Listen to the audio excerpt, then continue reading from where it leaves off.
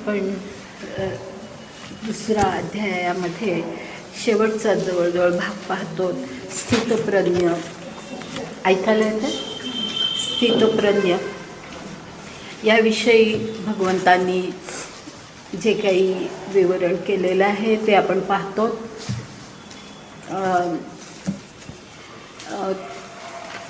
स्थितप्रज्ञाबद्दल बोलायच्या आधी एक म्हणजे आज मी जेव्हा हे सांगत होते सगळं त्यावेळेला माझ्या लक्षात आलं की गेल्या वेळेला माझ्याकडून एका गोष्टीचा उल्लेख राहिला आणि तो महत्त्वाचा आहे. कारण मी हल्ली गीतेचे श्लोक घेत नाही आणि त्यामुळे तो गीतेतला जो एक महत्त्वाचा भाग मला सांगायलाच पाहिजे होता तो मी विसरून गेले. कारण त्या ठिकाणी दुसऱ्या जेथे मन आणि बुद्धीचे ऐक्य असते तर त्या गोष्टीवरच मी भर दिला आणि ह्याचा थोडासा विसर पडला. 50वा श्लोक बघा, मागे जातो आहे आपण. 50वा श्लोक बघा आणि त्या श्लोकामध्ये एक फार महत्त्वाचा उल्लेख येऊन गेलेला आहे. योगाबद्दलचा उल्लेख आहे तो. योग म्हणजे काय वगैरे असं, म्हणजे एक प्रकारे योगाची व्याख्या भगवंत करतात. ह्याच्या आधीसुद्धा 48व्या श्लोकामध्ये त्यांनी एक अशा प्रकारे व्याख्या केली आहे की समत्वम योग उच्यते असं गीतेतला श्लोक आहे की समत्वाची. आणि त्याचं विवरण खरं म्हणजे ज्ञानेश्वरांनी इथे केलं आहे ह्या ओव्यांमध्ये. 50व्या श्लोकाच्या ओव्यांनंतर केलेलं आहे. अर्जुना समत्व चित्ताचे तेची सार जाण योगाचे असं आहे की नाही. तर ते त्याचं अनुवाद आहे आणि ते सांगण्यामध्ये मी हा भाग विसरले. ह्या 50व्या श्लोकामध्ये अगदी शेवटचं 3 शब्द बघा जिथे म्हटलं आहे योगः कर्मसु कौशलम. योगः कर्मसु कौशलम असं म्हटलेलं आहे ना गीतेच्या श्लोकामध्ये. त्याच्या आधीचं जर संबंध ओळखी वाचली तर असं येतो की तस्मात् योगाय युज्यस्व योगः कर्मसु कौशलम असं आहे. आता तस्मात् योगाय युज्यस्व म्हणजे अर्जुनाला ते सांगतायत की तू योगाकरता प्रयत्न कर, योग साधण्यासाठी तू प्रयत्न कर असं म्हटलेलं आहे. आणि मग युज्यस्व ह्याचा अर्थ प्रयत्न करणं, प्रयत्न करणं. युज्यस्व नाही येते, युज्यस्व आहे. युज्यस्व म्हणजे तू तशा प्रकारे प्रयत्न कर, स्वतःला तू तसा तयार कर की तू योग तुला साधेल असा तू प्रयत्न कर. आणि मग पुढे म्हटलं आहे योगः कर्मसु कौशलम. तर योग म्हणजे काय असं ते त्या ठिकाणी सांगतात. आणि जर ह्याचं आपण साधं एक भाषांतर केलं तर असं आपल्याला म्हणता येईल की कर्मसु कौशलम म्हणजे कर्मातील कौशल्य. कर्मसु म्हणजे कर्मातील, कौशलम कर्मातील कौशल्य. कर्मातील कौशल्य म्हणजे योग असं त्याचं भाषांतर होतं. म्हणजे त्या शब्दानुसार आपण गेलं तर. पण केवळ शब्द पाहायचे नसतात, अर्थ पाहायचा असतो. आणि मग आपल्याला लक्षात येईल की कर्मातील कौशल्य म्हणजे योग असं जर आपण म्हटलं तर लक्षात घ्या की कर्मातील कौशल्य म्हणजे कुशल कामगार, स्किल्ड वर्कर सगळे योगीच होतील नाही, हो की नाही. कर्मातील कौशल्य त्यांना कर्मातलं कौशल्य प्राप्त झालेलं असतं, स्किल्ड वर्कर म्हणून त्यांना आपण मानतो. म्हणजे मग त्या सगळ्यांनाच योगी म्हणावं लागेल, त्यांना योग साधला असं म्हणावं लागेल. म्हणजे असा तो अर्थ घ्यायचा नाही. मग अर्थ कसा घ्यायचा की जे आधी म्हटलेलं ना तू योग साधण्याचा प्रयत्न कर असं म्हटल्यानंतर ते म्हणतायत की योगः कर्मसु कौशल्य. तर योग म्हणजे काय असं त्यांना सांगायचं आहे. तर ते सांगताना ते काय म्हणतात, म्हणजे योगा कर्मसु कौशलम ह्याचा असा जरी अनुवाद शाब्दिकरित्या होत असला तरी प्रत्यक्षतः अर्थानुसार त्याचा अनुवाद असा करावा लागेल की योगस्थ होऊन किंवा योगबुद्धीनी, योगस्थ किंवा योगबुद्धीनी योगस्थितीमध्ये राहून कर्म करणं हे कौशल्य असतं. आलं लक्षात? योग स्थितीमध्ये राहून, योगात राहून, योगस्थ होऊन कर्म करणं हे कौशल्य असतं. आणि मग योगस्थ राहून किंवा योगस्थिती, आता बुद्धियोग आपण शिकतो आहोत, त्याचं अनेक प्रकारे विवेचन गेल्या काही ह्याच्यामध्ये झालेलंच आहे, त्यामुळे तुम्हाला माहिती आहे. पण तरीसुद्धा मी या ठिकाणी सांगते की योग ह्याचा, योग हा शब्द कसा आला आहे, युजवर.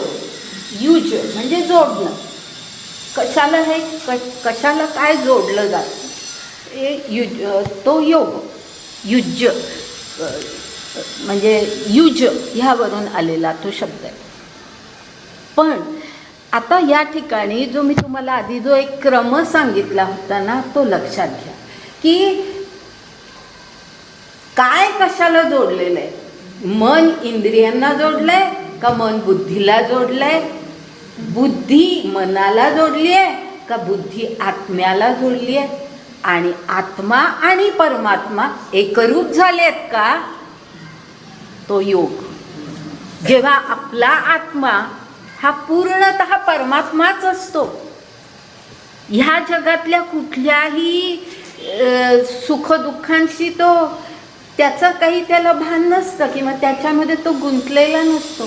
तो परमात्म्याचं जे शुद्ध स्वरूप आहे तसा जेव्हा आत्मा असतो तेव्हा आत्मा परमात्म्याला जोडलेला, बुद्धी आत्म्याला जोडलेली, मन बुद्धीला जोडलेलं, हा योग. म्हणजे मन बुद्धी आत्मा हे सगळं जेव्हा परमात्म्याशी एकरूप होतं, म्हणजे आपण परमात्मा आहोत, अहम ब्रह्मास्मी, हा अशा प्रकारे माणूस जेव्हा जगत असतो, अशा प्रकारे त्याचं जीवन जेव्हा घडत असतं, त्यावेळेला त्याला योग साधलेला असतो. लक्षात आलं ना, हा अर्थ तिथे आहे. आणि मग त्यामुळे मग त्यांनी केलेलं कुठलंही कर्म, म्हणजे त्याच्या आधीचं श्लोकातलं, मी आता फार श्लोकाच्या विस्तारामध्ये जात नाही, पण त्याच्या आधी सुकृत दुष्कृत असा एक शब्द आलेले आहेत बघा त्या श्लोकामध्ये.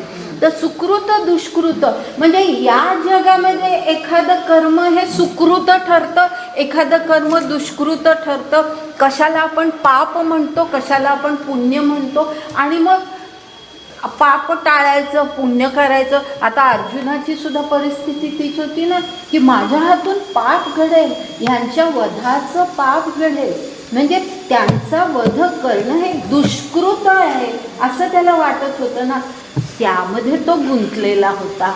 पण जो योगस्थ असतो तो अशा सुकृत दुष्कृत म्हणजे इहलोकीचं जे सुकृत दुष्कृत आपण मानतो त्याच्यामध्ये तो गुंतलेला नसतो.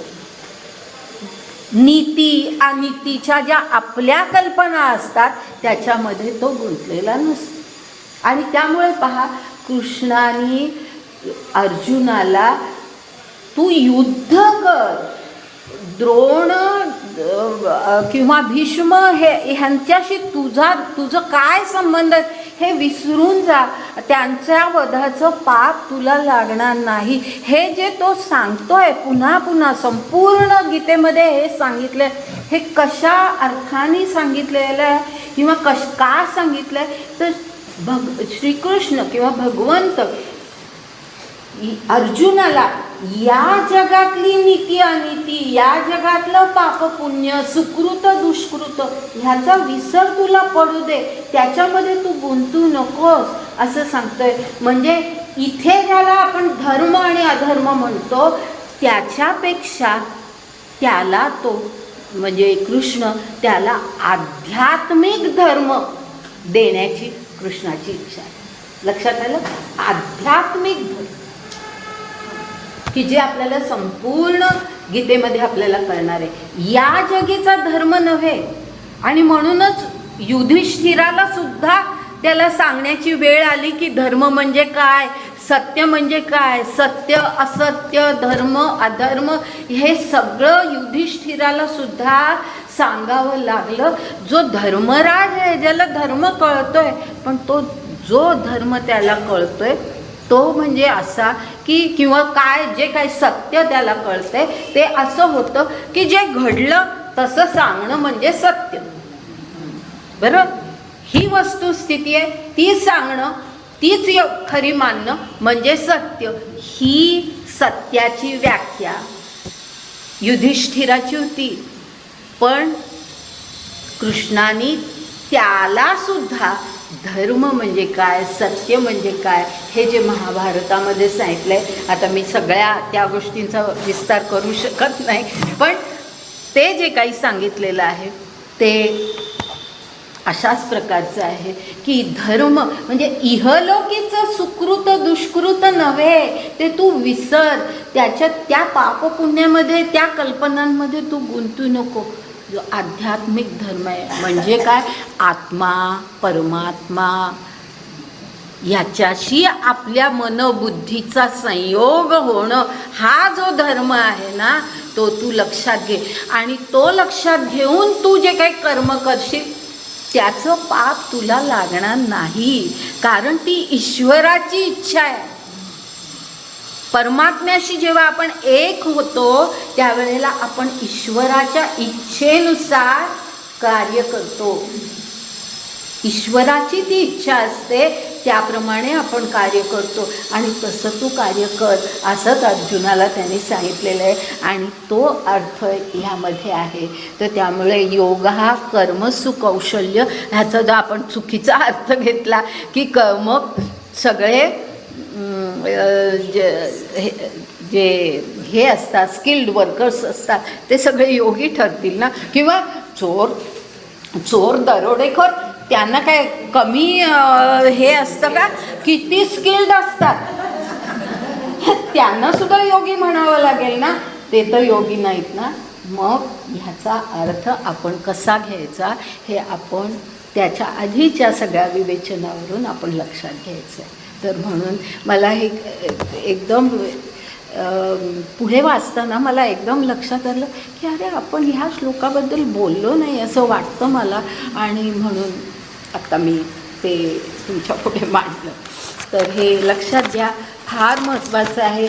योगाच्या बद्दल समत्वम योग उच्यते असंही सांगितलं आहे. समबुद्धी काय, कर्माचं फळा काय मिळतं, आपण करतो त्या कर्माचं फळ काय मिळतं त्याच्याकडे समत्व बुद्धीनी तू बघ असं म्हटलेलं आहे की पराजय हो यश मिळो, नाहीतर जे काय व्हायचं आहे ते होऊ दे. तुला मरण कदाचित येऊ शकेल अर्जुना, काही जे आहे म्हणजे जसं भीष्म द्रोणांचा मृत्यूचं दुःख किंवा त्या तू करू नको, त्याचप्रमाणे स्वतःच्याही मृत्यूचं दुःख तू करू नको. ही ती शिकवण आहे आणि ती शिकवण भगवंतांनी दिलेली आहे अर्जुनाला आणि ती आपल्या लक्षात आलीच पाहिजे. तर म्हणून मी ह्याचा मुद्दाम उल्लेख केला. आता आपण जिथे होतो तिथून आपण आता पुढे जातो आहे. आपण 60वा श्लोक आणि त्यानंतरच्या ओव्या आपण पाहिल्या होत्या. 314 पर्यंत आपण आलो होतो. आणि ह्या ज्या ओव्या आहेत सगळ्या ओव्या जरी नाही मी घेतल्या तरी उल्लेख एवढा मात्र करते, कारण तिथून आपल्याला पुढे जायचं आहे म्हणून करते की ह्या 60व्या श्लोकामध्ये आणि त्याच्या पुढच्या ह्या ओव्यांमध्ये भगवंत काय सांगतायत तर इंद्रियांवरती निग्रह करणं, नियंत्रण आणणं किती कठीण आहे हे ते सांगतात त्याच्यामध्ये, की इंद्रिय इतकी बलशाली आहे, इंद्रियांचं सामर्थ्य इतकं आहे की त्यांच्यावरती नियंत्रण आणणं कठीण आहे. आणि म्हणूनच सुरुवातच पहा, एरवी तरी अर्जुना हे आयानसे साधना, जे राट जाती जतना निरंतर, म्हणजे ही जी इंद्रिय आहेत ना, ही आयानसे साधना आहे. याचा अर्थ साधनेला ते दाद देत नाहीत. म्हणजे तुम्ही कितीही साधना करणारे असलात तरी सुद्धा इंद्रिय स्वतःच्या स्वाधीन करून घेणं फार कठीण आहे. अगदी खूप साधना करणारे, साधनेच्या अगदी उच्च स्तरावरती गेलेले सुद्धा जे असतात त्यांना सुद्धा इंद्रिय पूर्ण आपल्या ताब्यात घेणं हे फार कठीण असतं. आणि म्हणून मला वाटतं मी उल्लेख केला होता ऋषी मुनींच्या ज्या कथा आहेत त्या उल्लेख केला होता ना, ज्या आपल्या ह्याच्यामध्ये ऋषींच्या काही अशा कथा आहेत की अप्सरांच्या मोहाला ते बळी पडले ऋषी. आता त्याच्याही बद्दल एक सांगते की ह्या ज्या कथा आहेत ना, ह्या ऋषींच्या कथा आपल्याला सँक्शन म्हणून नाही घ्यायचा, नाहीतर ऋषींनी सुद्धा असं केलं मग आम्ही केलं तर काय. तर आपल्याला सँक्शन म्हणून त्या कथा नाही पाहायच्या. त्या कथा आपल्याला सावध करण्यासाठी आहे, हे लक्षात घ्यायचं. आपल्याला सावध करण्यासाठी. रामदास सुद्धा अनेक वेळेला अनेक त्यांच्या ह्याच्यामध्ये सावधान हा शब्द वापरतात. जे कोणी दासबोध, मनाचे श्लोक जे कोणी तुमच्यापैकी शिकत असतील त्यांना माहिती असेल, सावधान हा शब्द अनेक वेळेला रामदासांनी वापरलेला आहे. ते सावधान जे आहे ना, ते अशा तू सावध राहा, सतत तू सावध राहा यासाठी. तर त्या ऋषीमुनींच्या कथा आपल्याला सावध करण्यासाठी आहेत, हे लक्षात ठेवायचं. कारण ऋषीमुनींच्या बाबतीत सुद्धा असं होतं की ऋद्धी सिद्धीच्या मिशे असं म्हटलं, म्हणजे ऋद्धी सिद्धी त्यांना प्राप्त होतात आणि त्याच्याबरोबर मग इंद्रिय सुखांमध्ये ते पुन्हा व्यग्र होऊन जातात. तर असं ते आहे. आणि मग सगळा अभ्यासाचा अर्थ आत्तापर्यंत केलेला प्रयत्न, उच्च स्थानी जाण्यासाठी आत्तापर्यंत त्यांनी जो काही प्रयत्न केलेला आहे तो सगळा प्रयत्न ठोठावले ठाये, म्हणजे जिथल्या तिथे राहतो त्याला काही उपयोग त्याचा होत नाही. ऐसे बळकटपणा आहे इंद्रियांचे, ज्ञानदेव म्हणतात. असं इतकं सामर्थ्य आहे इंद्रियांचं. आता पुढे जाऊया. आणि आता पुढचा 61वा श्लोक, ह्याच्यातला सुद्धा एक शब्द खूप महत्त्वाचा आहे आणि त्यात आपण ओव्या आधी पाहू आणि मग त्या शब्दाकडे मी वळते. ओव्या आपण पाहतो किती, 300 ना, 315 ते 317 पर्यंत ओव्या आपण पाहतो आधी.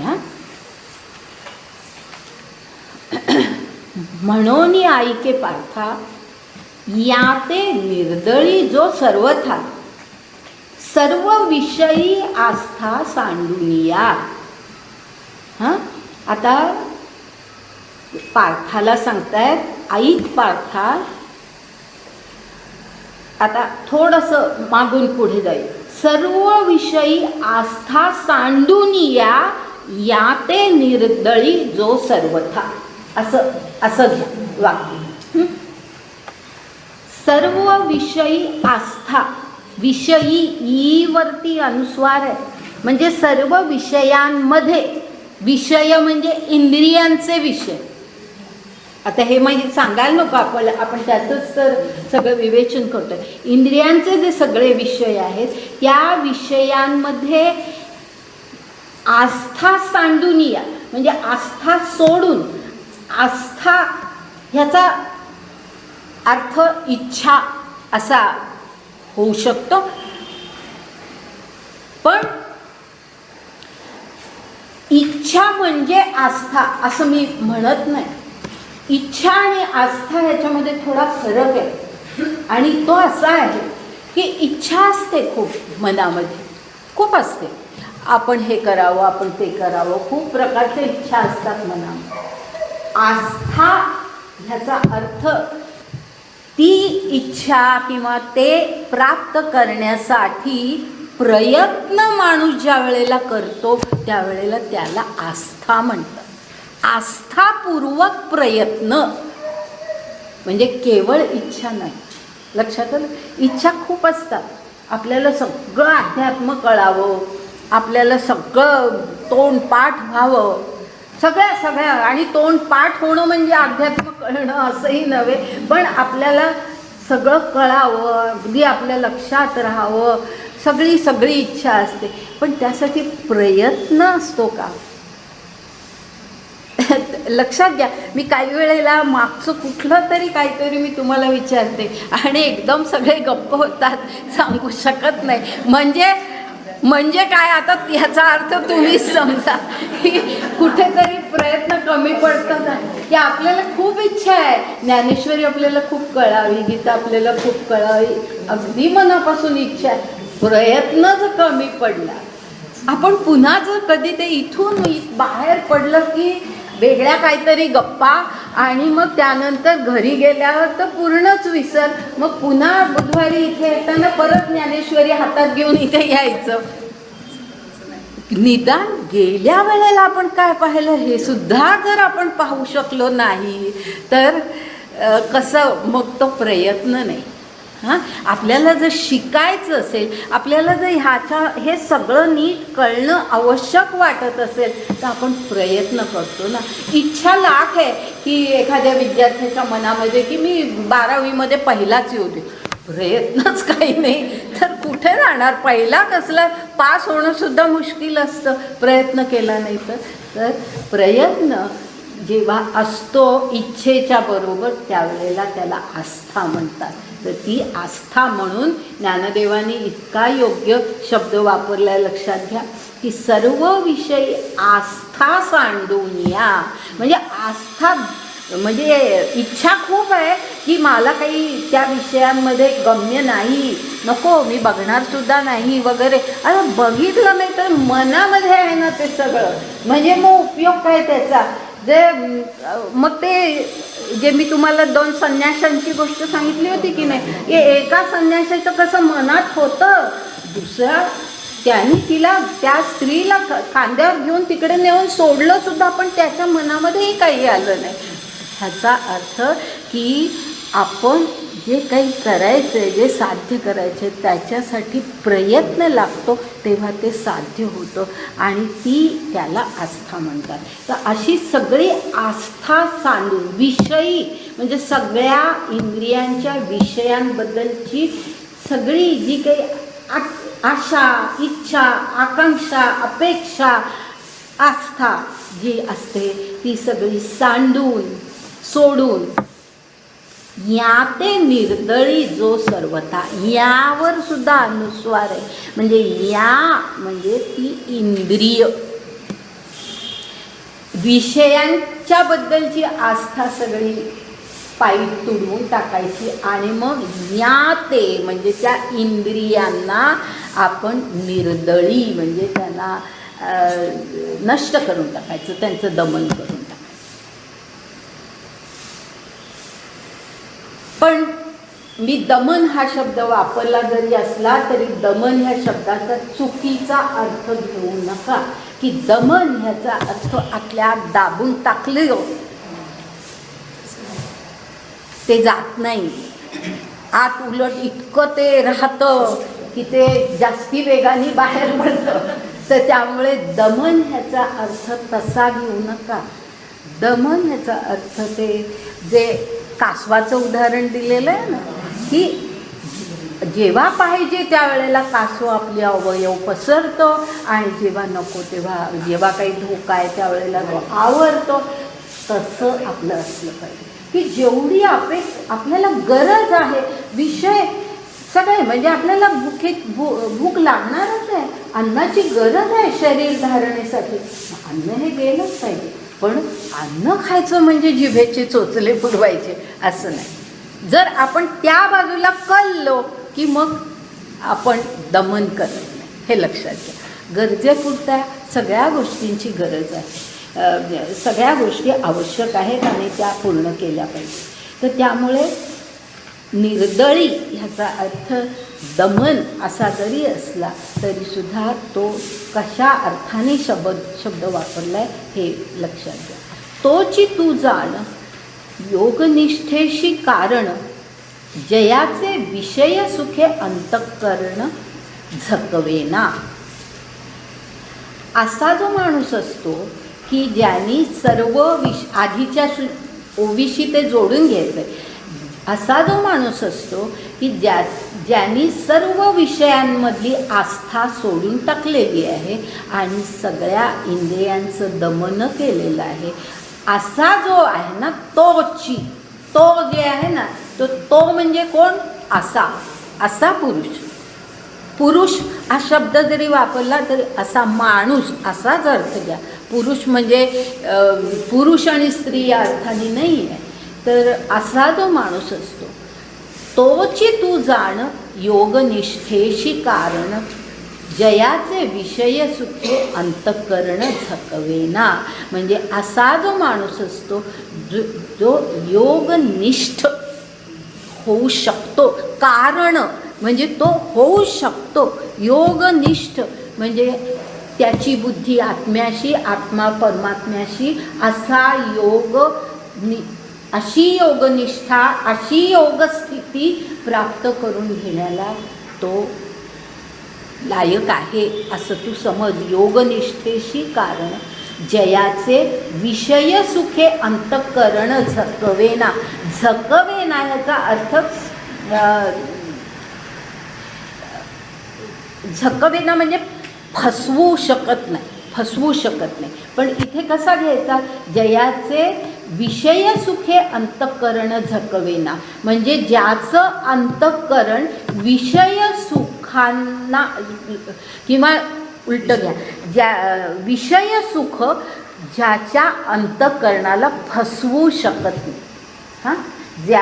विषय सुख ज्याच्या अंतःकरणाला फसवू शकत नाही, की काहीतरी लोभ सुटलाय, कुठेतरी आपलं नियंत्रण गेलंय, अशी परिस्थिती त्याच्या बाबतीत होत नाही.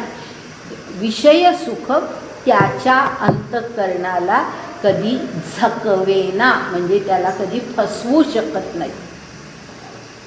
की रुद्धी सिद्धीच्या मिशानी जसं ऋषींना फसवलं तशी ह्या खरा जो योगस्थितीमध्ये असतो त्याला त्याच्या अंतःकरणाला विषय सुख फसवू शकत नाही. आता पुढचं जे आहे ना ते अत्यंत महत्त्वाची ओवी आहे, ती अगदी अंडरलाईन करून टाका. खूप महत्त्वाची ओवी आहे आणि जी वरच्या श्लोकाशी कशी जोडलेली आहे ते मी सांगणार आहे. जो आत्मबोधयुक्तू होऊनी असे सततू, जो माते हृदया आतू विसंबेना. पहिला जो भाग आहे तो तुम्हाला कळला असेल. जो आत्मबोधयुक्त म्हणजे आत्मज्ञानाने युक्त असा जो आहे, होऊनी असे सततू म्हणजे तो विसरत नाही. आत्मबोध याचाही अर्थ आता तुम्हाला पूर्ण माहिती आहे की आपलं स्वस्वरूपाचा बोध येतो की मी कोण आहे ह्याचं ते उत्तर आहे आत्मबोध. तर असा जो आत्मज्ञानाने युक्त आहे तो सतत आत्मज्ञानाने जो युक्त आहे, जो माते हृदया आतू विसंबेना. हा अतिशय महत्त्वाचे शब्द आहे. जो म्हणजे ह्याचा अनुवाद आपण असा करू की ज्यानी माते ह्याचा अर्थ मला, माते मला म्हणजे ईश्वर भगवंत बोलतोय, ते भगवंत बोलतोय. आणि संपूर्ण ह्या गीतोपदेश जो आहे, या गीतोपदेशामध्ये श्रीकृष्ण हा ईश्वर रूपातच बोलतो आहे. ह्याचा विसर कधी पडून देऊ नका. आणि म्हणून इथे माते म्हटलेलं आहे, म्हणजे मला म्हणजे ईश्वराला असा त्याचा अर्थ आहे.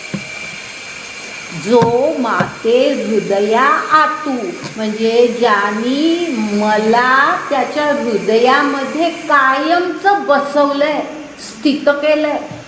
हृदयामध्ये, त्याच्या अंतरामध्ये, त्याच्या अंतःकरणामध्ये ज्यानी मला कायमचं बसवलंय, स्थित केलंय.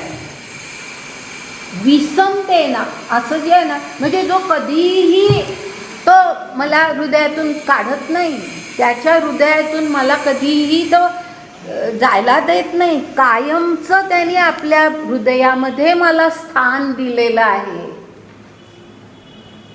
असा जो आहे आत्मबोधयुक्त होऊन असे सततू, जो माते हृदया आतू विसंबेना असं म्हटलेलं आहे. हां, आता पुढच्या 17पर्यंत आपण आलो आहे. पुढच्या ओव्या कुठल्या घ्यायच्यात मी नंतर सांगते. पण हा जो शेवटचा भाग आहे, जो माते हृदया आतू विसंबेना, हे वरती श्लोकामध्ये कुठे आलं आहे ते मी सांगते तुम्हाला. 61वा जो श्लोक आहे त्यामध्ये पहा, युक्त आसीत मत्परहा. अंडरलाईन करा ते शब्द, युक्त आसीत मत्परहा. अतिशय महत्वाचा शब्द आहे, युक्त आसीत मत्परहा.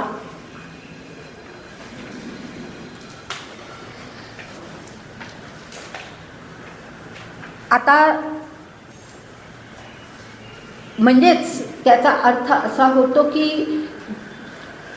जो मतपरायण झालेला आहे, किंवा ह्या आता जे ओवीतले शब्द पाहिले तशा प्रकारे आपण पाहिलं तर ज्याचं हृदय, ज्याचं मन, बुद्धी, आत्मा सगळा माझ्याशी युक्त आहे. युक्त आसीत, आसीत म्हणजे आहे, ज्याचा जो पूर्णतः माझ्याशी युक्त आहे, म्हणजेच मी आणि तो एकरूप, ही ज्याची भावना आहे. अहम ब्रह्मास्मी, ही ज्याची भावना आहे, हा ज्याचा अनुभव आहे, जो शरीर पातळीवरती जगतच नाही. आपल्याला तो आत्मा समजतो, आपल्याला तो ईश्वर समजतो, ह्याच पातळीवरती तो जीवन जगतो. तो युक्त आसीत मत्परा, असा त्याचा अर्थ आहे. आणि त्याचा अनुवाद करताना ज्ञानेश्वरांनी असे शब्द वापरलेत की ज्याने मला हृदयामध्ये स्थित केलेलं आहे, मला हृदयातून जो कधी बाहेर जाऊच देत नाही, म्हणजे जो माझ्याशी एकरूप झाला आहे, त्याचं मन, बुद्धी, आत्मा सगळा माझ्याशी एकरूप होऊन गेलेले आहेत. असा माणूस असं त्या ठिकाणी म्हटलेलं आहे. आता हे जे शब्द आहेत, हे मी आत्तापर्यंत एवढं म्हटलं की खूप महत्त्वाचे आहे. पण त्याबरोबर तुम्हाला आणखीन एक सांगते, आपण ज्ञानेश्वरीच्या फारच सुरुवातीच्या भागात आहोत, पण ह्या इतक्या सुरुवातीच्या भागामध्ये, म्हणजे 2ऱ्या अध्यायामध्ये जिथे भगवंतांनी गीतोपदेश द्यायला सुरुवात केली आहे, अशा पहिल्या सुरुवातीच्याच भागामध्ये त्यांनी असं म्हटलंय, युक्त आसीत मत्परा, हा जो माझ्याशी जोडलेला आहे. आणि अर्जुनालाही ते सांगतायत की तू माझ्याशी कायम जोडलेला राहा, तू कायम माझ्याशी जोडलेला राहा, तुझ्या हृदयामध्ये कायम मीच असू दे, तू आणि मी एकरूप आहोत, हीच भावना तुझ्या मनामध्ये असू दे. हे अर्जुनाला इथेच सुरुवातीला ते सांगतायत. आणि हा जो विचार आहे ना, हा गीतेतला अत्यंत महत्त्वाचा विचार आहे की जो संपूर्ण पुढे गीतेमध्ये अधिक ह्याचं विवरण होत गेलेलं आहे. आणि शेवटी आपण 18व्या अध्यायामध्ये ज्या वेळेला येऊ ना, त्यावेळेला तुम्ही हा श्लोक पाहाल 18व्या अध्यायामध्ये, की सर्व धर्मान परित्यज्य मामेकम शरणम व्रज, असं 18व्या अध्यायात म्हटलेलं आहे. तुम्हाला कदाचित ऐकून हे माहिती असेल, नसेल तर तुम्हाला लिहायचं असेल तरी मी जरा वेळ देते, की निदान त्यातला तो शेवटचा भाग श्लोकामधला, की मामेकम शरणम व्रज, तो पहिला भाग सोडून द्या, पण मामेकम शरणम व्रज हे जे शब्द आहेत 18व्या अध्यायातले, जिथे गीतोपदेश संपलाय अशा ठिकाणी भगवंत त्याला हे सांगताहेत पुन्हा. आणि त्याची सुरुवात इथून आहे, लक्षात घ्या. ह्या इतक्या सुरुवातीच्या भागामध्येच ते सांगितलंय आणि तिथून पुढे सबंध याचं विवरण करत करत करत शेवटी 18व्या अध्यायामध्ये त्या श्लोकाचं तर आपल्याला खूप विवेचन पुढे करायचं आहे. पण मामेकम शरणम व्रज म्हणजे तू मला शरण ये, मला शरण ये. शरण ये ह्याचा अर्थ मला समर्पित हो, तुझं समर्पण कर मला, मला तू समर्पित हो. आणि तोच भाव या ठिकाणी आहे. युक्त आसीत मत्परः म्हणताना तोच भाव आहे की तू माझ्याशी युक्त हो, म्हणजेच तू मला समर्पित हो, मला समर्पित हो. म्हणजे तू आता वेगळा राहू नकोस, तू मला समर्पित हो. आणि हेच पुढे सगळं सांगत शेवटी मामेकम शरणम व्रज असं सांगितलेलं आहे. आणि तो श्लोक खूपच महत्त्वाचा आहे, त्याचं आपण खूप सुंदर पुढे विवेचन करू. पण ह्या ठिकाणी मला हे सांगवल्याशिवाय राहवत नाही की त्या इतक्या महत्त्वाच्या, ही जी गीतेमधली सर्वात महत्त्वाची शिकवण आहे ती इथे त्याची सुरुवात झाली.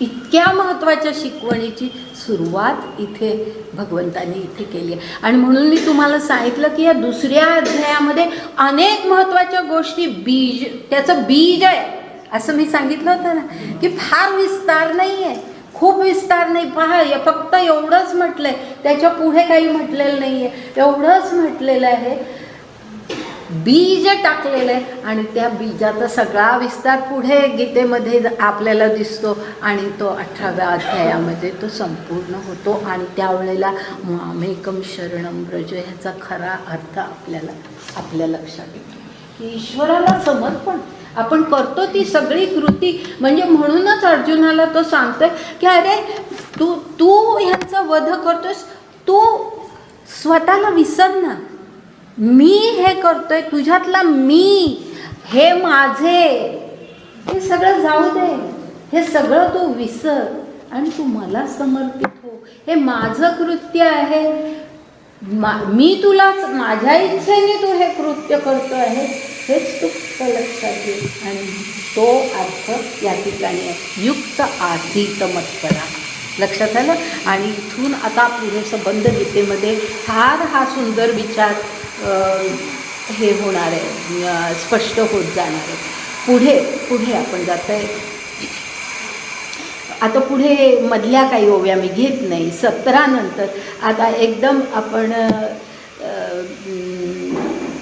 21वी 321वी ओवी पाहतो. 321वी ओवी.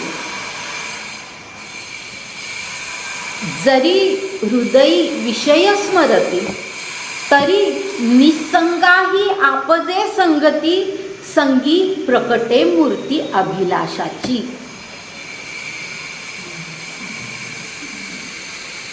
म्हणजे मागे जे येऊन गेलं की कशी घसरण होत जाते ती पुन्हा आता आली, तो विचार पुन्हा ते सांगतात.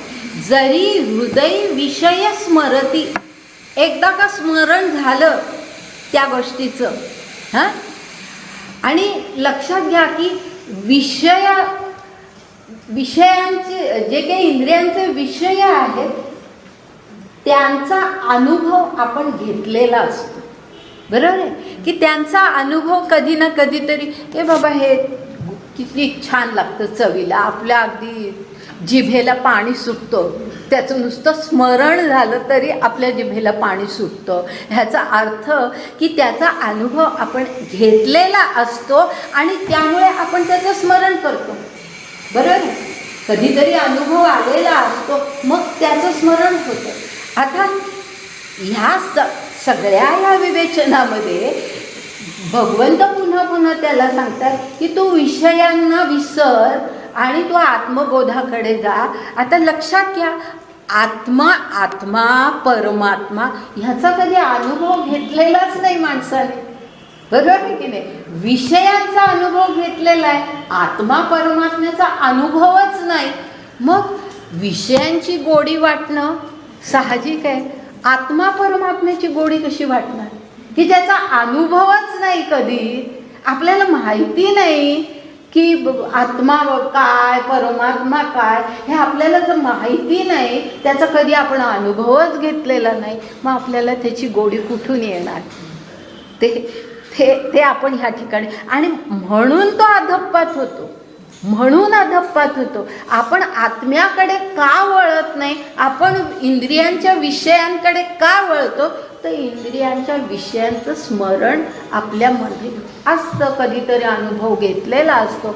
आणि ज्याचा अनुभव घेतला नाही तो आत्मा दूर राहतो, तो परमात्मा दूर राहतो आणि विषयांचं स्मरण मात्र होत राहतं.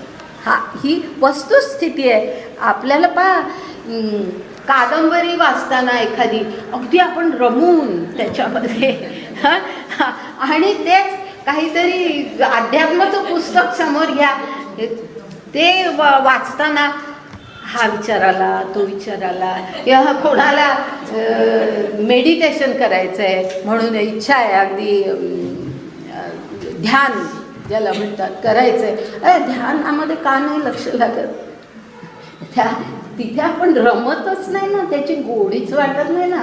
आपण रमतो ज्याच्यामध्ये त्याची जी गोडी वाटते तिथे आपण वळतो. ही एक साहजिक परिस्थिती असते आणि ती त्याचा उल्लेख, जरी हृदय विषय स्मरती तरी निसंगाही आपजे संगती संगी प्रकटे मूर्ती अभिलाषाची. म्हणजे जो निसंग आहे, म्हणजे सगळ्या वासनांना दूर ठेवण्याचा प्रयत्न जो करतोय, अगदी साधक आहे आणि नाही आपल्यावरती खूप नियंत्रण, ज्याला मागे यम नियम वगैरे म्हटलेलं आहे ना, अगदी अभ्यासाच्या घरट्यात राहतोय, यम नियमांची ताटी बंद करतोय म्हटलं काही नाही. तर त्या असा जो साधक आहे ना, त्या साधकाला सुद्धा शेवटी काय होतं, त्याला निसंग म्हटलं. म्हणजे ज्यांनी सगळं अगदी दूर ठेवण्याचा प्रयत्न केला, निसंगाही आपजे संगती संगी प्रकटे मूर्ती अभिलाषाची. म्हणजे त्या निसंगाला सुद्धा एकदा का त्या विषयांचं काहीतरी स्मरण झालं किंवा त्या विषयांचं चिंतन सुरू झालं, मनामध्ये काहीतरी पाहिलंय, त्याच्याबद्दलची ओढ निर्माण झाली आहे, असं स्मरण चिंतन हे सगळं जेव्हा सुरू होतं निसंगाच्या मनामध्ये, तेव्हा मग काय होतं, संगी प्रगटे मूर्ती अभिलाषाची. म्हणजे अभिलाषा म्हणजे काय, इच्छा, सगळ्या इच्छा मूर्तरूप होऊन जातात. म्हणजे पाहिजे, हे पाहिजे म्हणजे पाहिजे. आता हे सगळे ऋषी मुनी डोळ्यासमोर आणा, आपण तर राहू दे बाजूला, की निसंग म्हटलंय ना ते की ज्यांनी आत्तापर्यंत इतकी तपस्या केली आणि ह्या इतक्या उच्च स्तराला जे पोचले, ते सुद्धा अशा वासनांमध्ये हे होत त्याचा मोह त्यांना पडावा. म्हणजे मग ह्या अभिलाषा कशा निर्माण होतात, तर कुठेतरी त्याचं चिंतन सुरू होतं, स्मरण सुरू होतं आणि मग त्या अभिलाषा मूर्तच होऊन जातात मनामध्ये, की नाही हे मला मिळालंच पाहिजे असं वाटायला लागतं. जेथ कामो उपजला तेथ क्रोधू आधीचे आला, क्रोधी असे ठेविला संमोह जाणे. म्हणजे ही घसरण कशी होत जाते पहा. जिथे कामू उपजला. आता कामू हा शब्द जो आहे ना, आधी अभिलाषा म्हटलं आणि मग नंतर इथे कामू म्हटलं. हां, हे दोन एकाच अर्थी नाही आहे, लक्षात घ्या.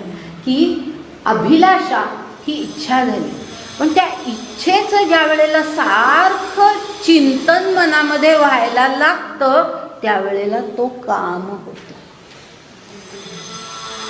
काम याचा म्हणजे सेक्स या अर्थ घेऊ नका, पण अभिलाषा ज्या वेळेला सारखं स्मरण त्याचं, सारखं चिंतन त्याचंच, ते मला मिळालंच पाहिजे अशी आसक्ती, हां, ही आसक्ती, हे चिंतन ज्या वेळेला सातत्याने व्हायला लागतं त्यावेळेला मग तो काम होतो.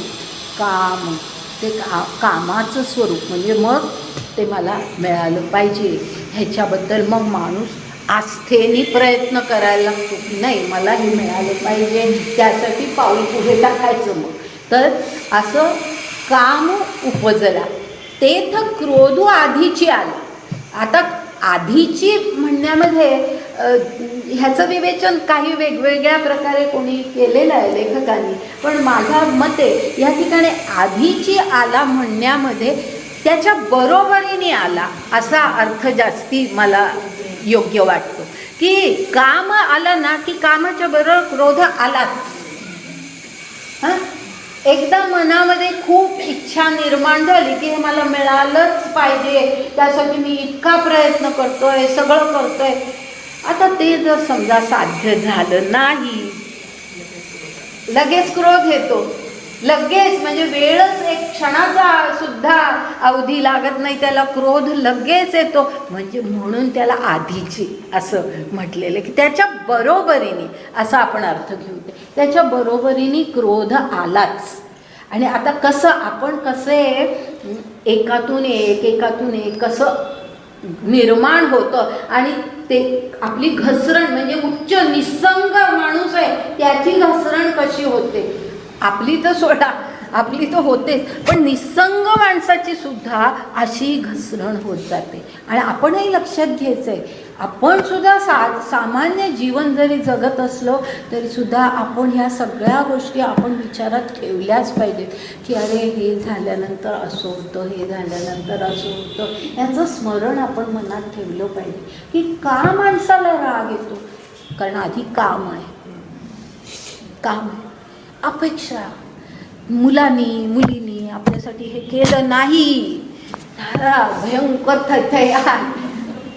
का ठेवायच्या एवढ्या अपेक्षा? त्यांचं जीवन असतं, त्यांच्याही काही परिस्थिती असतात. बरं नाही केलं, सगळं योग्य आहे तरीसुद्धा नाही केलं, इतकं परावलंबी याचा अर्थ शारीरिकदृष्ट्या नाही म्हणत मी. मी म्हणते ते आपलं सुख दुःख दुसऱ्यांवरती अवलंबून ठेवायचं नाही. अशा अर्थाने मी परावलंबी म्हणते. लक्षात घ्या की परावलंबी आपण होतो, काही वेळेला परावलंबी होतो, आपल्याला नाही होऊ शकत, कोणाचा तरी आधार घ्यावा लागतो.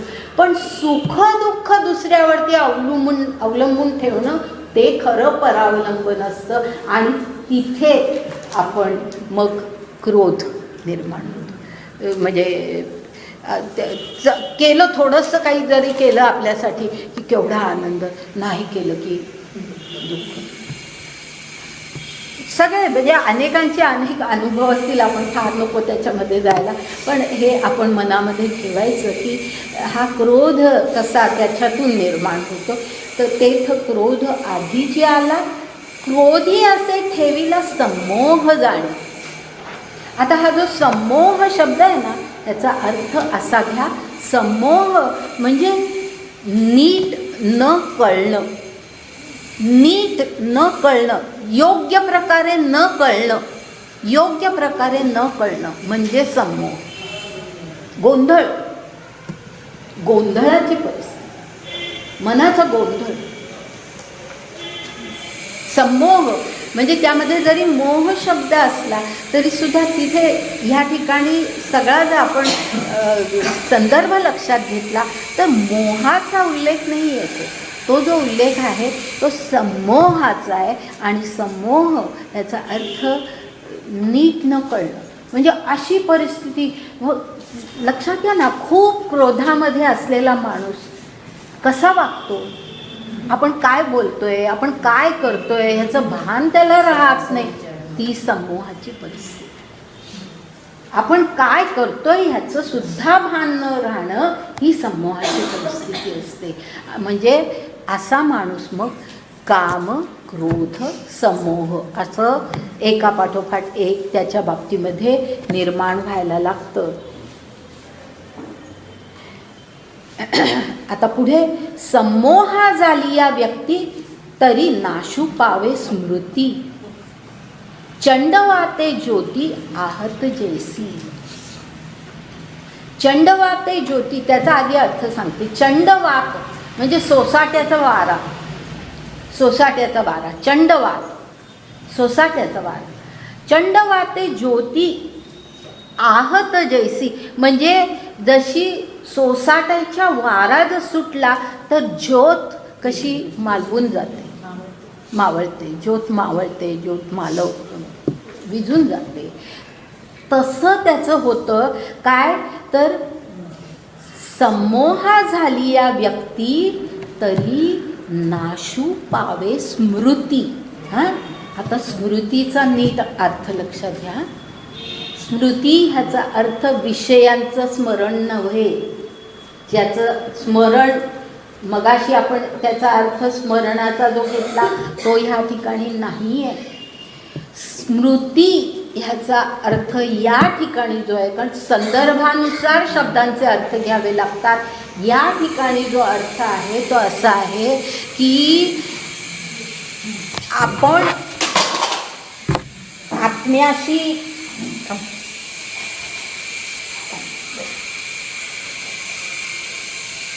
आपण आत्म्याशी युक्त असलो पाहिजे, आपण परमात्म्याशी युक्त असलो पाहिजे.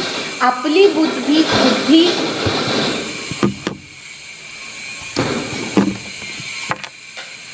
बुद्धी आत्म्यामध्ये रत, परमात्म्यामध्ये रत असली पाहिजे, स्थित असली पाहिजे.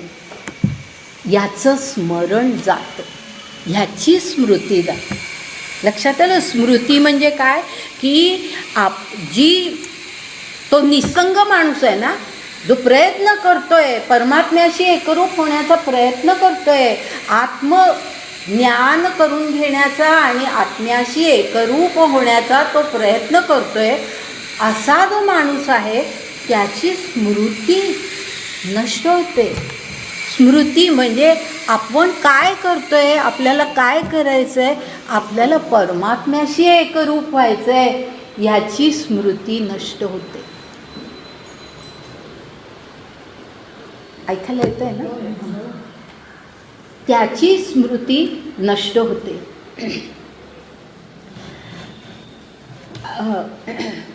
म्हणजे जसं सोसाट्याच्या वाऱ्याने ज्योत विझून जाते तशी हा सोसाट्याचा वाराच आहे. समूह सगळं गोंधळूनच गेलाय आणि अशा परिस्थितीमध्ये मग त्याचा स्मृतीभ्रंश होतो, त्याची स्मृती नष्ट होते.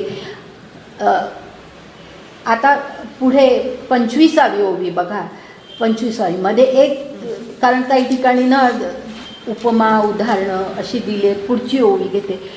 मग अज्ञानांध केवळ तेने आपलं विजय सकळ, तेथ बुद्धी होय व्याकुळ हृदया माझी. मग काय होतं, स्मृतीभ्रंश झाला. एकदा स्मृतीभ्रंश झाला, आधी समोह झालेला आहे, क्रोध आहे, स्मृतीभ्रंश झालेला आहे. असा माणूस मग अज्ञानांध होतो. म्हणजे तो अंध होतो. कशानी? अज्ञानाने अंध होतो. म्हणजे ज्ञान त्याला दिसत नाही, ज्ञान त्याला दिसत नाही, तो अज्ञानाने अंध होतो. हां, अज्ञानाने अंध होतो. तेने आपलं विजय सकळ, मग त्याची जी बुद्धी आहे त्या बुद्धीवरती अज्ञानाची छाया पडते. आपलं विजय म्हणजे त्याची बुद्धी अज्ञान त्याची बुद्धी आकळून घेत. अज्ञान त्याची बुद्धी आकळून घेत. अज्ञानामध्ये त्याची बुद्धी लुप्त होते. अंधकार सगळा, अज्ञानाचा अंधकार, आणि त्यामुळे ज्ञान दिसत नाही, ज्ञान कळत नाही, आणि बुद्धी मग त्या अज्ञानाने सगळी आंधळी झालेली असते. तेथ बुद्धी होय व्याकुळ हृदया माझी. आता हृदय ह्याचा अर्थ मन असा आपण घ्यायचा आहे. हृदय म्हणजे मन, अंतःकरण. अंतःकरण, बुद्धी हे सगळे आपले आंतरिक गोष्टी आहेत ना. बुद्धी, मन हे सगळं तर आंतरिक आहेत त्या गोष्टी. तर बुद्धी होय व्याकुळ, म्हणजे जी बुद्धी ही खरं म्हणजे कशी असते, बुद्धी विवेकी असते. हो ना, बुद्धीचं खरं शुद्ध स्वरूप म्हणजे बुद्धी विवेकी असते. त्यालाच बुद्धी असं अध्यात्मामध्ये म्हणतात. बुद्धी म्हणजे इंटेलिजन्सचा जे आपण ज्याला म्हणतो एरवी, म्हणजे IQ काढतात वगैरे, ती बुद्धी नाही. ती बुद्धी नाही. ही बुद्धी ज्याला अध्यात्मामध्ये म्हणतात ती विवेक बुद्धी. विवेक बुद्धी, ती विवेक बुद्धी जी आहे ती व्याकुळ होते हृदयामध्ये. म्हणजे आता ती बुद्धी आत्म्याशी, परमात्म्याशी संयुक्त न होता मनाशी ती संयुक्त होऊन घेतात. आणि मग त्या मनामध्ये, अंतःकरणामध्ये ती व्याकुळ होते. तिचं सगळं जे काही तेजस्वी स्वरूप आहे तेच जातं, त्याला व्याकुळ म्हटलं. तिचं जे सगळं तेज आहे, विवेकाचं तेज आहे, बुद्धीचं, तेच सगळं नष्ट झालं म्हणजे ती व्याकुळ झाली. विवेकाचं तेज असतं, आणि त्या विवेकाचं तेज नष्ट झालं की ती बुद्धी व्याकुळ झाली मनामध्ये.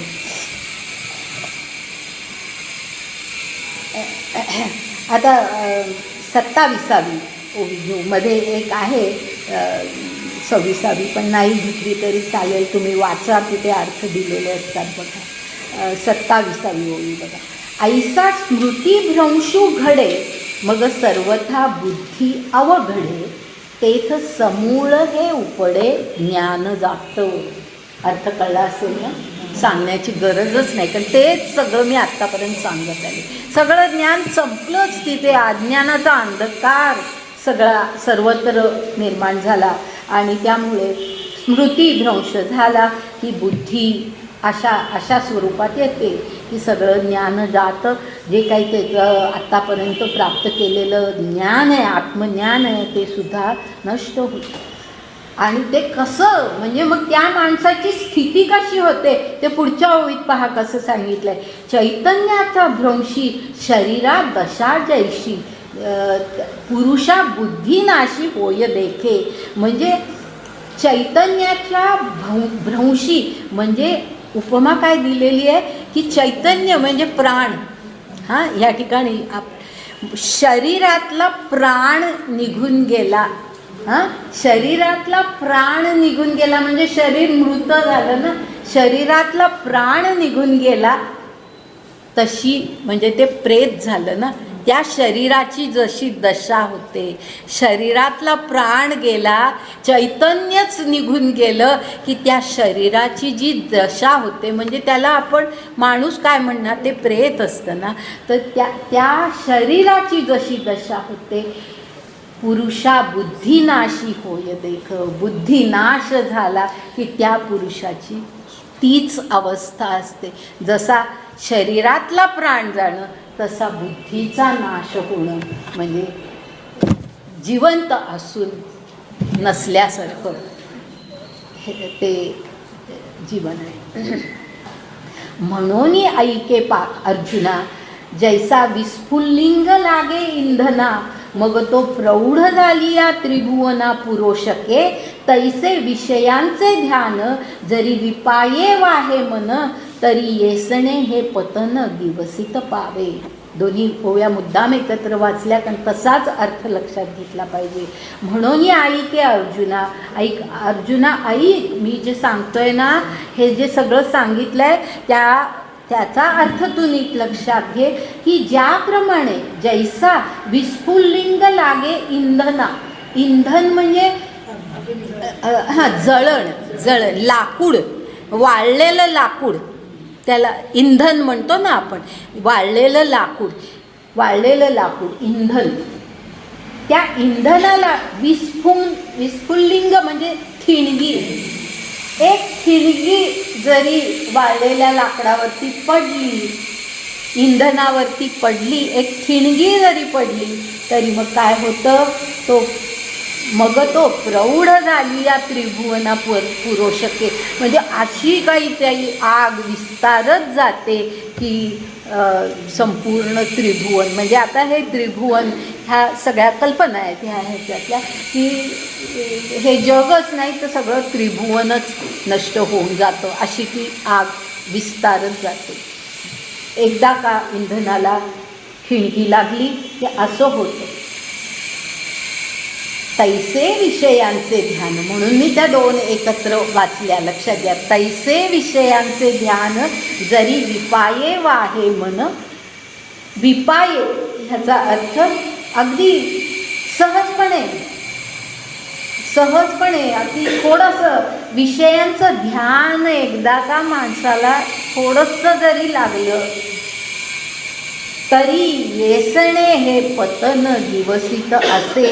म्हणजे गिवसित ह्याचा अर्थ शोधणं, गिवसणं म्हणजे शोधणं.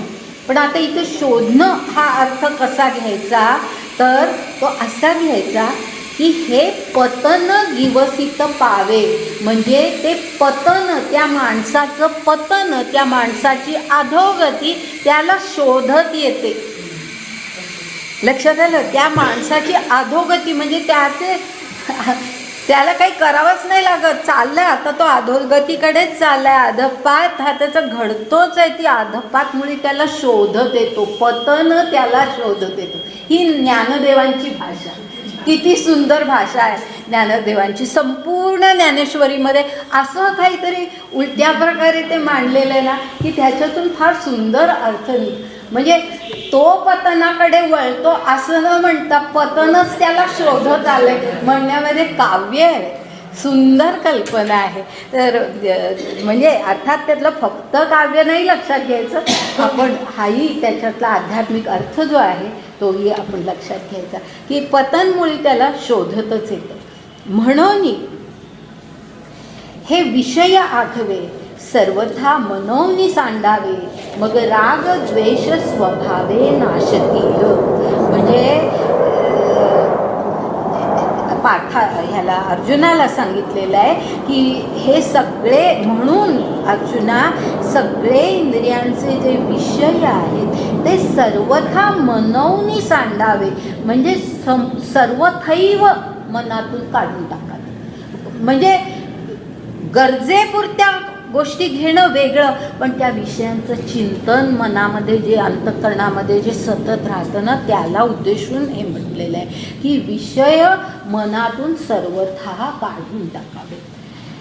मग राग द्वेष स्वभावे नाशतील. राग द्वेष मागेही शब्द येऊन गेले, पण पुन्हा सांगते चुकीचे अर्थ घेऊ नका की राग आणि द्वेष म्हणजे आपण जे सर्वसामान्य भाषेमध्ये त्याचे अर्थ घेतो ते अर्थ इथे नाही. राग ह्याचा अर्थ हवं असणं. हां, राग. आणि म्हणून पहा, अनुराग हा जो शब्द वापरतो तो त्या अर्थी आहे. अनुराग म्हणजे चांगल्या प्रकारची इच्छा, हवं असण्याची इच्छा. अनुराग म्हणजे राग ह्याचा अर्थ चांगलंच असं नाही, पण हवं असणं. हे मला हवं म्हणजे हवं असं जे आपण म्हणतो ना, कुठलीही गोष्ट, खाण्याचे पदार्थ असोत, कपडे असोत, आणि काही यश मला मिळालं पाहिजे म्हणजे पाहिजे असं नाही, काही वेळेला नाही मिळणार यश. तर अशा हां, नाही, अभिलाषापेक्षाही आपण आणखीन पुढे, अभिलाषा तर आहेत, पण अभिलाषा हे पेक्षाही त्या अभिलाषेतून निर्माण होणारी आसक्ती, मग त्या आसक्तीमुळे त्याचं सतत चिंतन, आणि त्या चिंतनामुळे मग तो काम, आणि मग कामामुळे मग पुढचं सगळं घसरण आली. पण राग ह्याचा अर्थ कुठलीही गोष्ट हवी म्हणजे हवीच असं जे असतं ना ते आहे. आणि द्वेष ह्याचा अर्थ एखादी गोष्ट नको म्हणजे नको, हे घडता कामा नये, हे मला नको, हा खाण्याचा पदार्थ मला नको म्हणजे नको असं असतं. तिथपासून अनेक गोष्टी असतात. आता अर्जुन सुद्धा जे म्हणते की मी यांचा वध करणार नाही आणि म्हणून मी युद्ध करणार नाही, या नाहीवरती तो जो आलेला आहे ना तो द्वेष. तर द्वेष याचा अर्थ असा आहे की राग आणि द्वेष म्हणजे एखादी गोष्ट हवी म्हणजे हवीच आणि एखादी गोष्ट नको म्हणजे नकोच. मग आता युद्ध मी करणारच नाही म्हणून त्यांनी शस्त्र टाकूनच दिली ना, तो द्वेषाची भावना. तर अशा प्रकारे राग द्वेष, मग राग द्वेष स्वभावे नाशती, स्वाभाविकपणे जातील. एकदा का विषय मनातून आपण टाकून दिले, त्या विषयांचं चिंतन आसक्ती आपण मनातून टाकून दिली की मग राग द्वेष हे स्वाभाविकपणे जातील. आपल्याला त्यासाठी काही करायला नको, ते जातीलच. पार्था आणिकही एक, जरी नाशले रागद्वेष तरी इंद्रियाविषयी बाधक रमता नाही. म्हणजे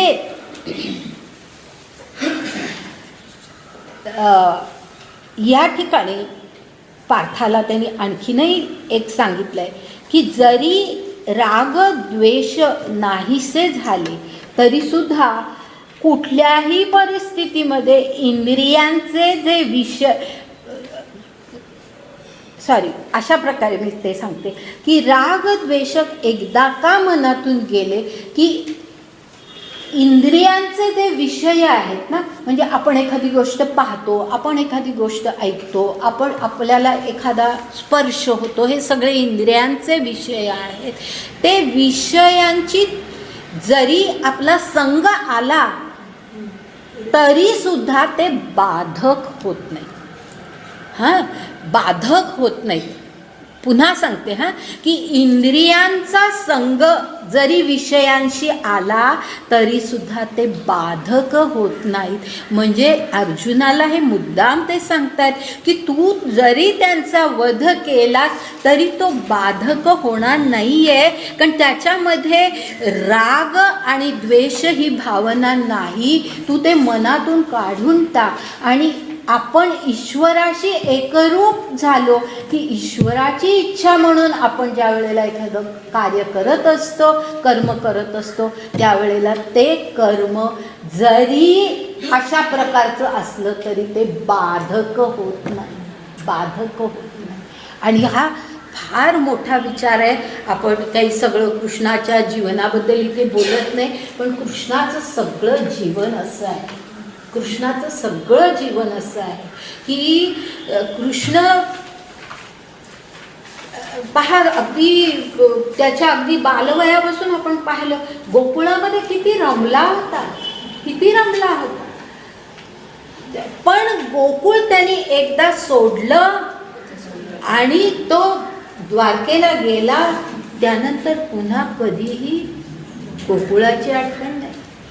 म्हणजे ती जी परिस्थिती होती त्या परिस्थितीमध्ये योग्य प्रकारे तो वागला, पण त्यातून एकदा बाहेर पडल्यानंतर पुन्हा त्याचं स्मरण नाही, त्याच्यामध्ये तो गुंतलेला नाही, त्याचं पुन्हा चिंतनही मनामध्ये आलेलं नाही. एवढंच नाही तर असा एक हे आहे की म्हणजे कृष्णावरती काही वेळेला टीका केली जाते की अरे त्याच्या 16,180 पत्नी वगैरे 108 पत्नी वगैरे वगैरे तो तर भाग झाला. पण तरीसुद्धा ते नसलं तरीसुद्धा कृष्णाला पत्नी तर होत्या. म्हणजे त्याचा विवाह होऊन त्यांच्याशी वैवाहिक संबंध कृष्णाचे होते. आणि तरीसुद्धा कृष्ण शेवटी ज्या वेळेला ही कोण अभिमन्यूची पत्नी उत्तरा ज्या वेळेला तिच्या गर्भावरती ह्यानी अश्वत्थाम्याने हे केलेलं असतं, शस्त्र ब्रह्मास्त्र टाकलेलं असतं आणि त्यामुळे ती ज्या वेळेला प्रसूत होते त्यावेळेला मेलेलं बालक जन्मतं आणि त्यावेळेला कृष्णाने जी काही एक प्रतिज्ञा केली किंवा जी काही एक शपथ घेतली जी महाभारतामध्ये आहे आणि कृष्णावरती मी ज्या वेळेला विवेचन केलं तुमच्याकडे त्यावेळेला मी ह्या सगळ्याचं खूप विस्ताराने वर्णन केलं होतं. पण आता ह्या ठिकाणी फक्त एवढंच सांगते की त्यांनी जी शपथ घेतली त्यावेळेला त्यांनी अनेक गोष्टींचा उल्लेख केलेला आहे की ज्याच्यामध्ये तो असं म्हणतो की मी ज्यांचा वध केला तो धर्मानीच मी केला आणि धर्मासाठीच मी केला. जर असेल तर हे मृत बालक जन्माला येईल.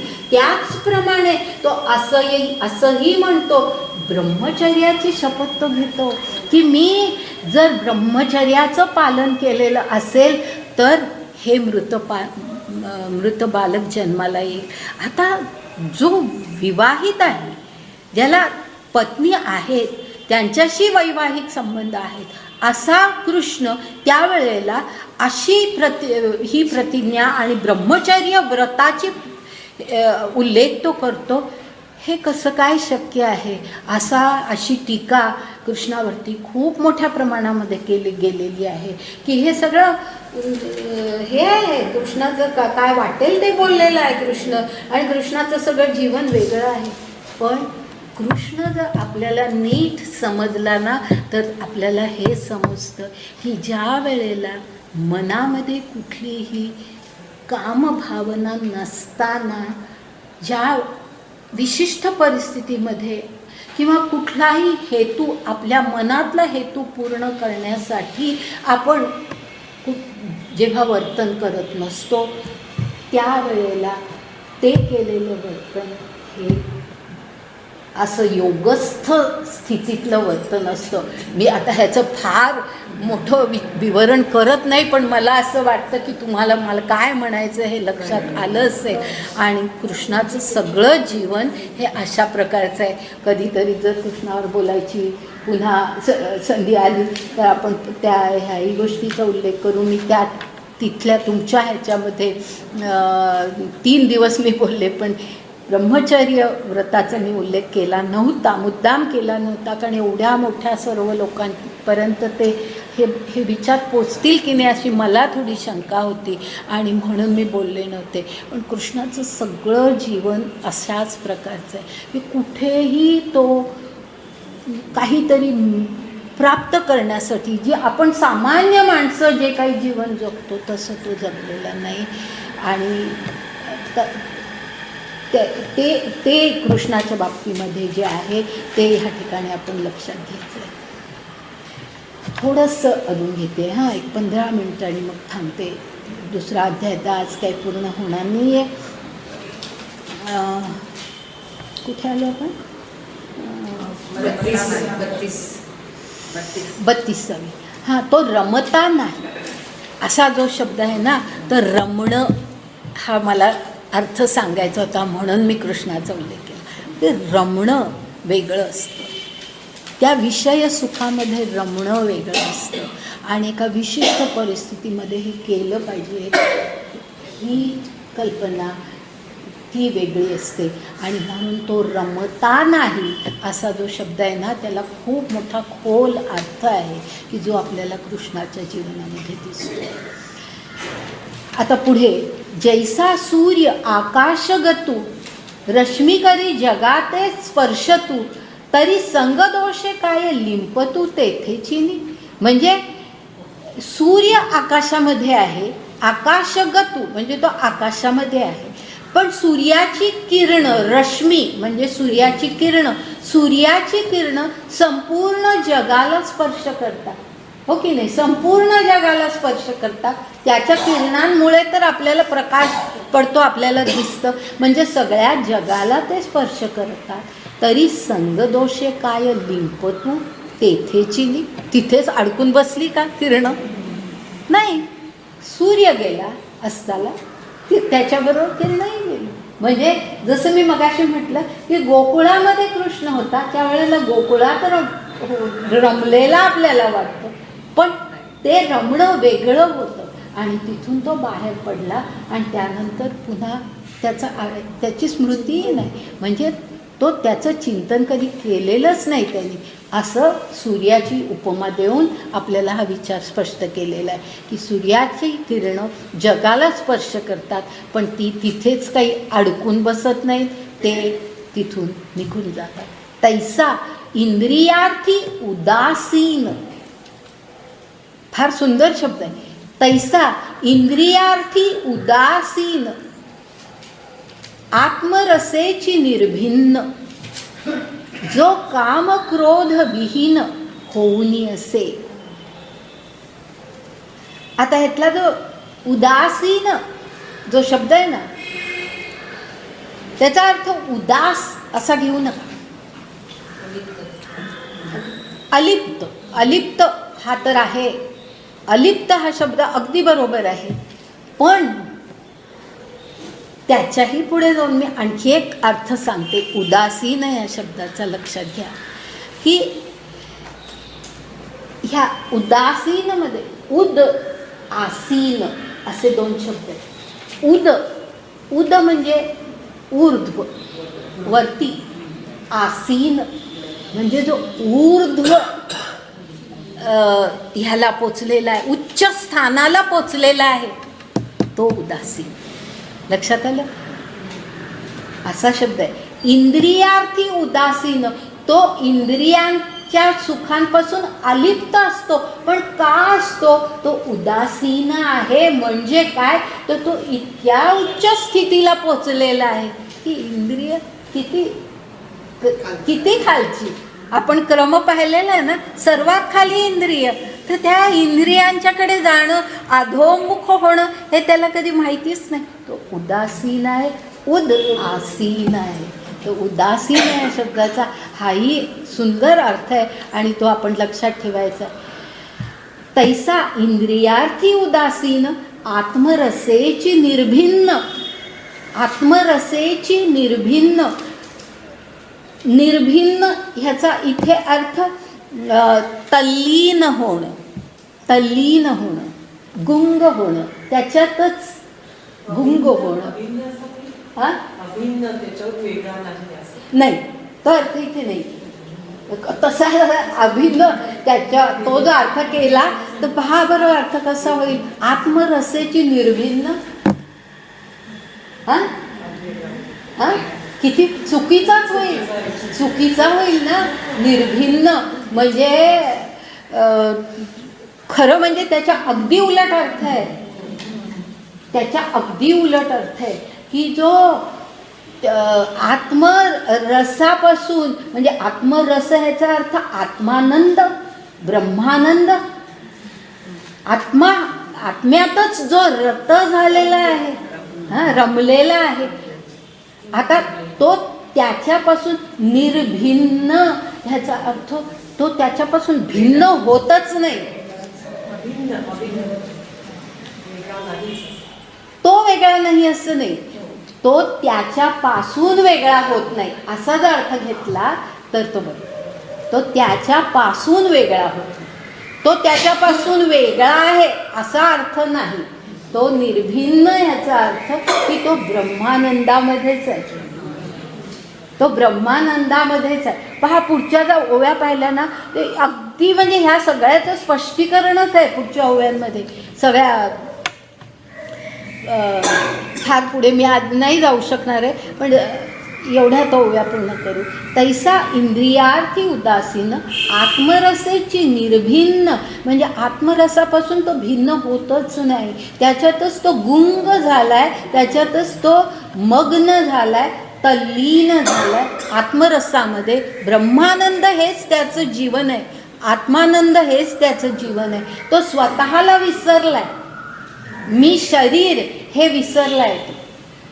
मी, माझं, ममत्व हे सगळं सगळं गेलंय.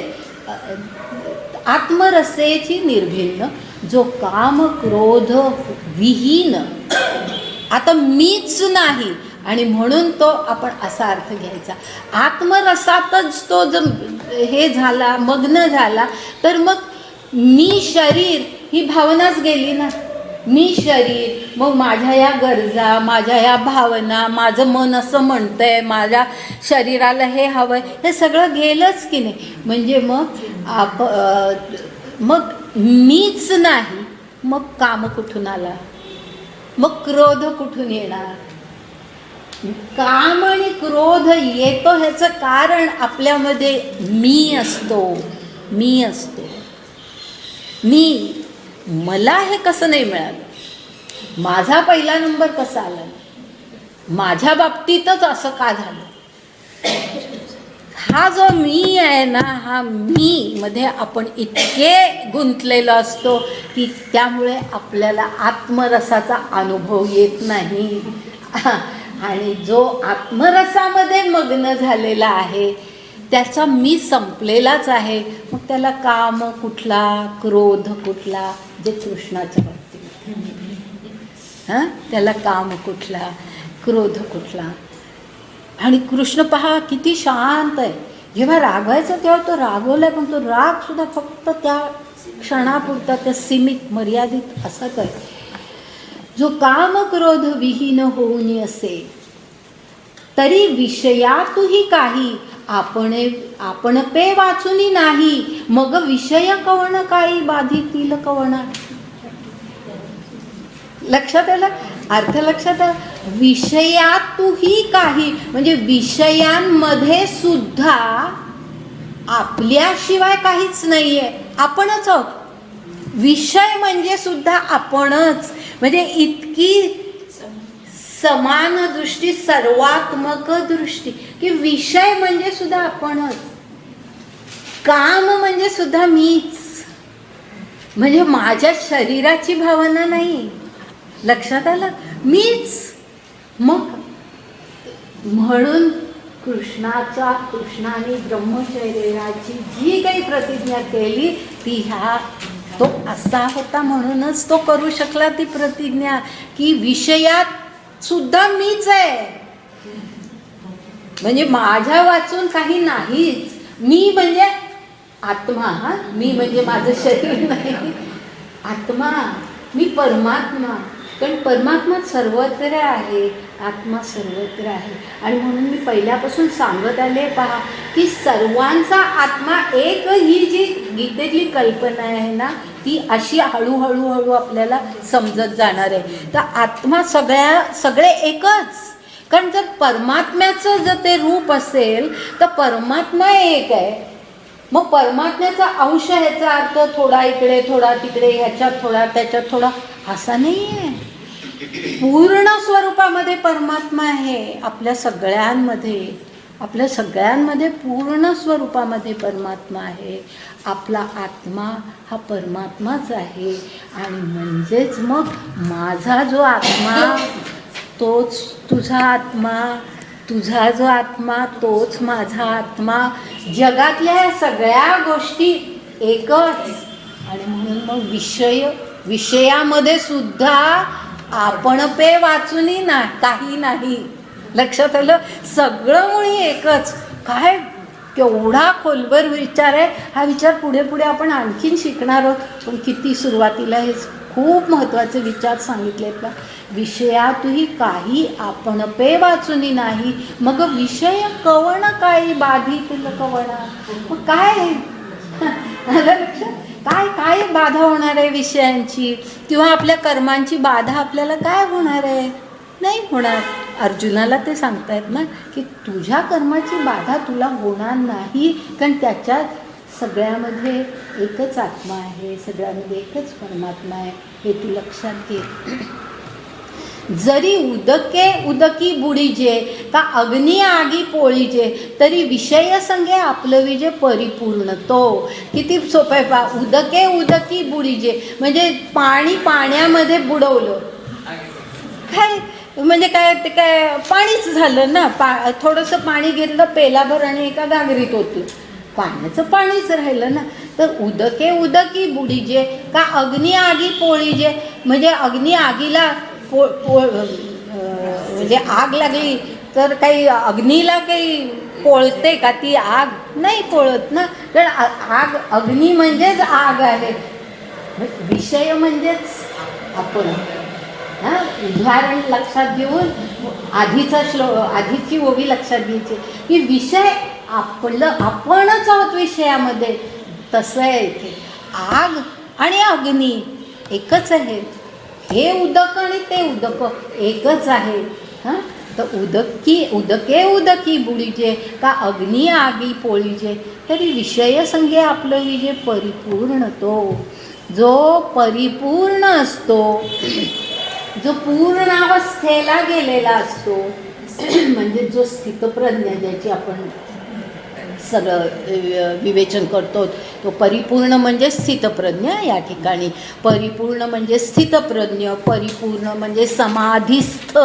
हे सगळे शब्द आपण आधी पाहिलेत, आठवतात ना. समाधिस्थ,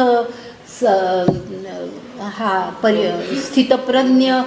तर असा जो परिपूर्ण आहे, जो पूर्णावस्थेला गेलेला आहे, तो विषय संगे आपलं विजय. म्हणजे तो विषयांच्या कचाट्यात कसा सापडणार. कारण तो विषय म्हणजेच तो विषयामध्येही तो आत्म्यालाच पाहतोय. मग तो विषयांमध्ये तो सापडणार कसा. बरोबर आहे. कारण तो वेगळा आणि हा वेगळा असं नाहीच आहे. तर त्यामुळे तो विषयांमध्ये सापडणार कसा.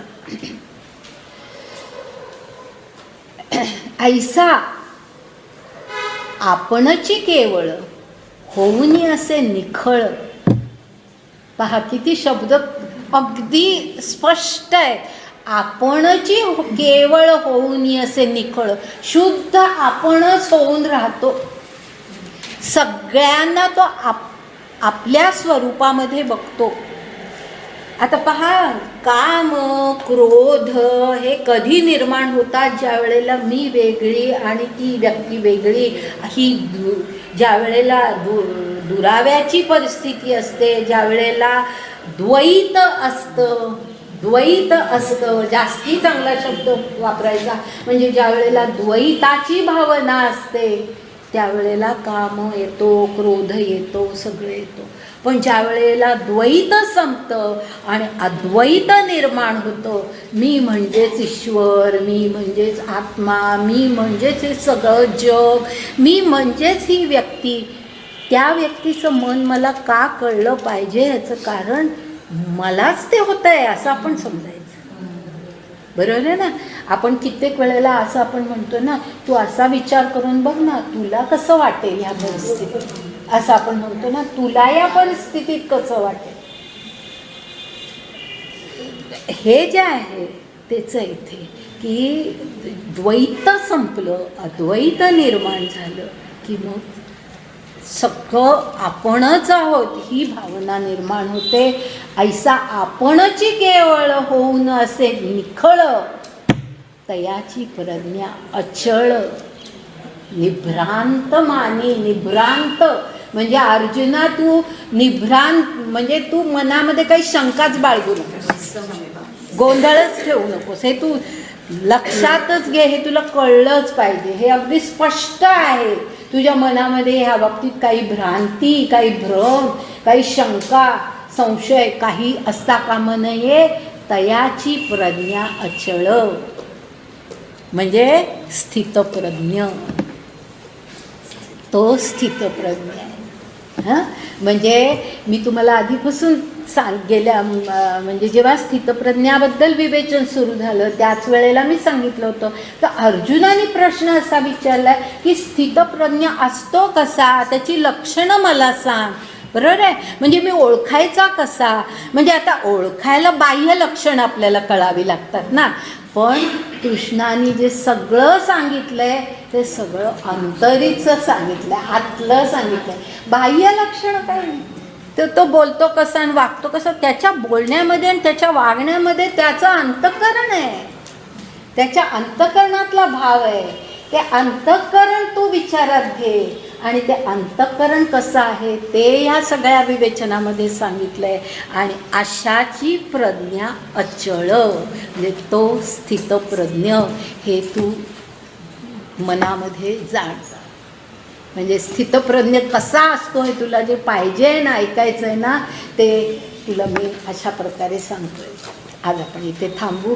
राहिलेलं जे आहे ना, राहिलं मला वाटलं होतं मी हा अध्याय संपवीन, पण विवेचन दुसरा अध्याय फार सुंदर आहे आणि त्याचं विवेचन आपल्याला नीट झालंच पाहिजे म्हणून थोडा वेळ जास्ती घेतला.